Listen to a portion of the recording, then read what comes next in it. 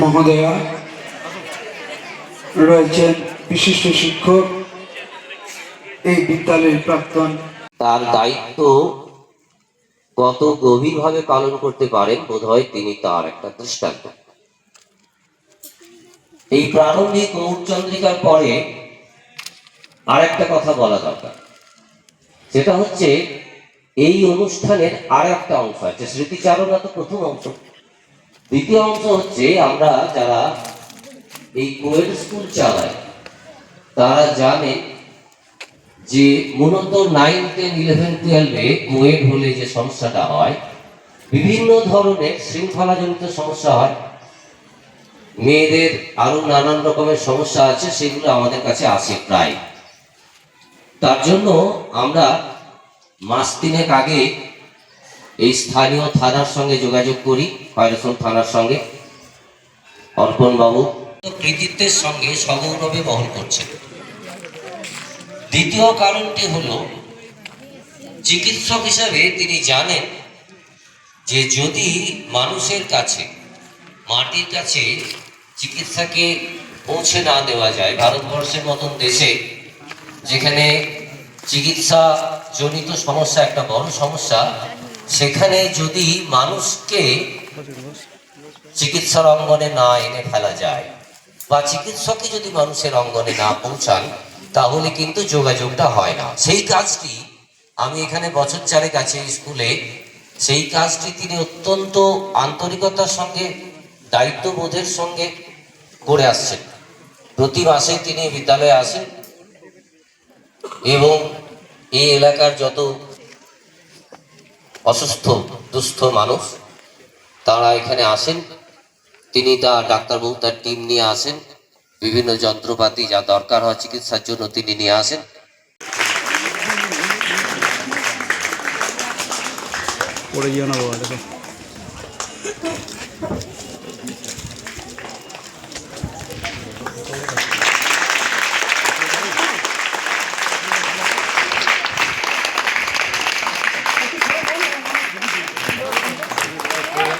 একটু পিছিয়ে এসে পড়ে যাবে, পিছিয়ে পড়ে যাবে, পড়ে যাবে।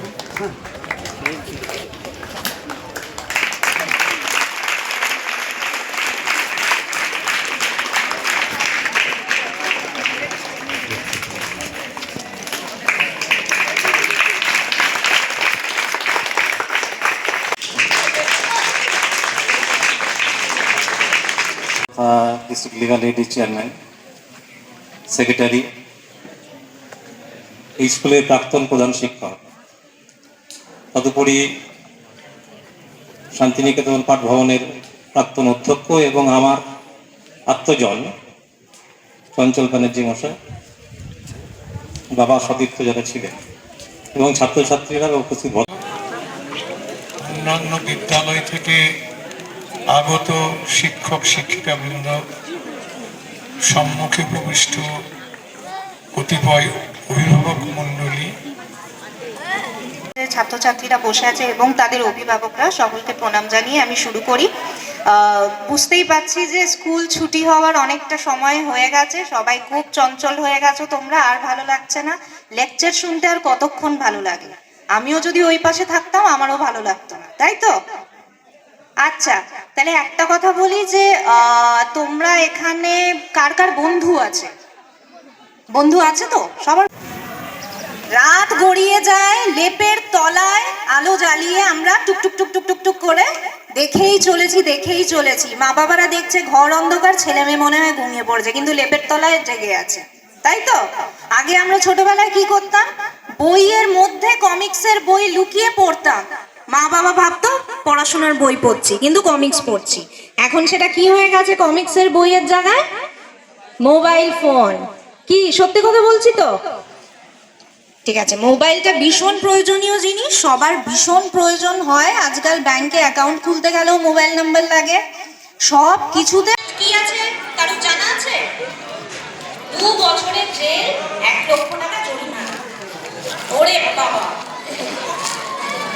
তাই তো? তাহলে আমরা, তার মানে এটা নয় যে 18 আর 21 যেই দিন হলো পরের দিনই ছবাক করে বিয়ে করে দিলাম, একদম না। আমরা পড়াশোনা করে দাঁড়াবো, এইটাই আমাদের উদ্দেশ্য। আজকে যেই দিনটিকে যাকে আমরা স্মরণ করে আজকে সমস্ত যারা এখানে উপস্থিত আছেন, তার সাথে আমি এখানকার প্রধান শিক্ষক, পাঁচরা হাই স্কুলের প্রধান শিক্ষক, অন্যান্য শিক্ষকবৃন্দ, প্রাক্তন প্রধান শিক্ষক শ্রী চঞ্চল মহাশয়, এখানে বাকি যারা গণমান্য ব্যক্তিরা আছেন, তারা দিদিমণিরা এসেছেন, মনে হয় কেউ সেলফ হেল্প গ্রুপেরও আছেন, আশাকর্মীও এসেছিলেন, এখন আছেন কিনা জানি না, এবং লিভার ফাউন্ডেশনের যারা ভীষণভাবে ভাবতাম কি প্রোগ্রাম হবে, কেন হবে, তাহলে কি টিফিন আওয়ারে যেতে পারবো না, খেতে পারবো না, 3:30টার পরে আবার স্কুলে থেকে যেতে হবে, বিরক্ত বোধ করতাম। কিন্তু তোমাদেরকে দেখে আমার মনে হচ্ছে তোমাদের মধ্যে সেই বিরক্তি নেই, দিন অনেক পাল্টে গেছে।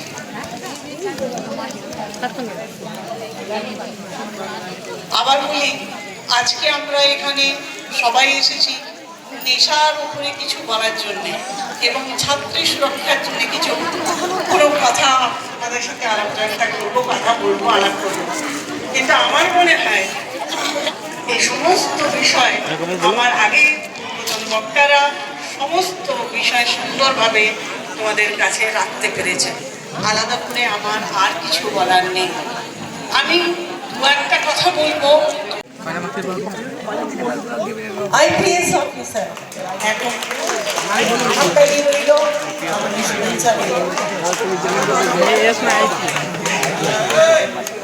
ছেলেরা বলবে, 3টে ছেলে বলবে কি হতে চায়, কি হতে চাও?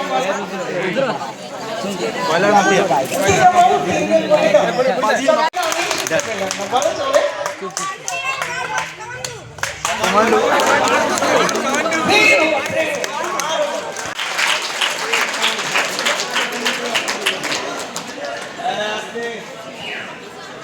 প্রফেসর কে বলে স্যার আমাদের ছেলে, এই যে আদর্শ তোমাদের মধ্যে আছে, বাঁচিয়ে রাখবে কে, সমাজকে এগিয়ে নিয়ে যাবে কে? তোমাদের আদর্শ, তোমাদের ভেতরের আগুন, এটাইকে এটা জ্বালিয়ে রেখে দাও শেষ পর্যন্ত। এইটার পেছনে ছোট দেখো, সমাজ নিজে নিজে নেশামুক্ত হবে, ছাত্রীরা নিজে নিজে স্বচ্ছন্দভাবে এই সমাজে বিচরণ করতে পারবে। কোনো মহিলার আর চট করে সুরক্ষা নিয়ে আমাদেরকে এরকম সভা করতে হবে না। আদর্শ রাখতে হবে, জীবনের একটা প্রয়োজনীয়তা রাখতে হবে, আমি এটা হব, আমি এটা করব, এবং এটা করার জন্য আমার যেটা যেটা প্রয়োজন ছাত্র জীবন থেকে আমি লেগে পড়ব। এবং আমরা আজকে অত্যন্ত আশ্বস্ত হয়ে নেশা করব, আমরা জীবনে নেশা করব। 2 নম্বর, আমরা অন্যকে নেশা থেকে বিরত রাখবো। এই দুটো প্রতিজ্ঞা, শোনো বাবারা, এই দুটো কথা, এই যে প্রতিজ্ঞা তোমরা করেছো, এটা যদি মাথায় রাখো, নেশা করব না এবং নেশা কাউকে করতে দেব না, সেখানে বাধা দেব, রুখে দাঁড়াবো, আমাদের দেশকে সুন্দর হতে, দেশকে আরো বিকশিত হতে কেউ আটকাতে পারে না। আমি তোমাদের দেখে আমি জানছি তোমাদের ভেতরে, প্রত্যেকের ভেতরে একটা আগুন জ্বলছে। এটাকে সুন্দরভাবে তৈরি করো, এগিয়ে যাও, সমাজ গড়ো। কৃষ্ণা সৃষ্টি আমাদের পক্ষ থেকে ম্যাডাম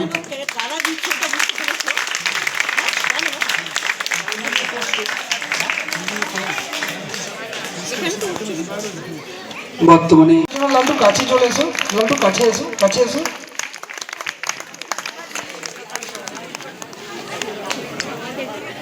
তার হাতেও দাও, এটা আমাকে দাও, দাও স্যারটা দাও। হ্যাঁ দেখো, তার হাতেও আমরা কিছু বই তুলে দিচ্ছি, বই তুলে দিচ্ছেন সম্মানীয় নিরুপমা ভৌমিক। আচ্ছা ম্যাডাম ঋষিনাথকে অত্যন্ত গর্বিত এই মুহূর্ত, যারা এই সম্মাননাটি নিচ্ছেন আমাদেরকেও গর্ব অত্যন্ত।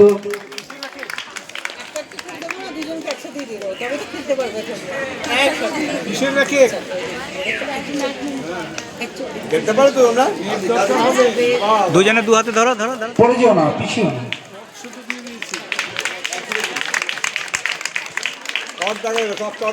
আমরা পাঁচরা হাই স্কুলেরও দুজন ছাত্রীকে মঞ্চে আসতে বলবো। পাঁচরা হাই স্কুলের দুজন ছাত্রী স্যার আলোকপাত করেছেন, ছাড়ার নয় অপব্যবহারের, সেই সঙ্গে উনি খেলার সামগ্রীও তুলে দিচ্ছেন পাঁচরা হাই স্কুলের ছাত্রীদেরকে, তারাও খেলায় ফিরুক, খেলা ফিরুক পাঁচরা হাই স্কুল। আমরা এই স্কুলের অনেক গৌরবের কথার সাক্ষী থাকলাম।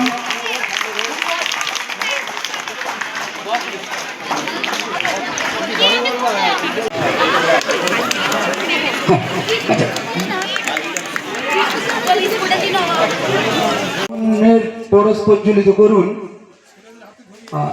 আমরা আপনাদের দেওয়া সমস্ত শপথ এবং আজকের দিনে স্মরণপূর্বক রবীন্দ্রনাথের লেখা এই গান আমরা আগুনের পরস্পরে অগ্নিসংযোগ করে শপথ বাক্যের সাথেই পাঠ করছি।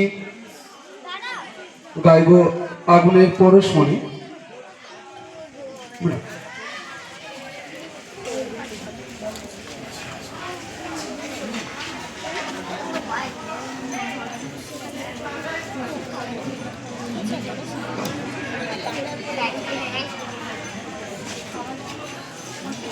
ওই একসঙ্গে করো।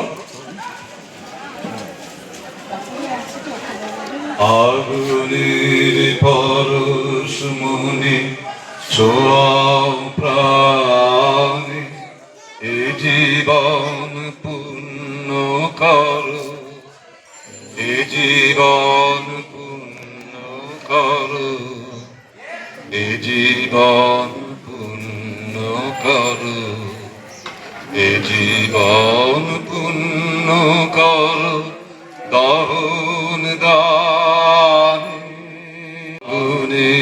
পরশমণি ছোঁয়াও প্রাণে, এ জীবন পূর্ণ করো, এ জীবন পূর্ণ করো, এ জীবন পূর্ণ করো।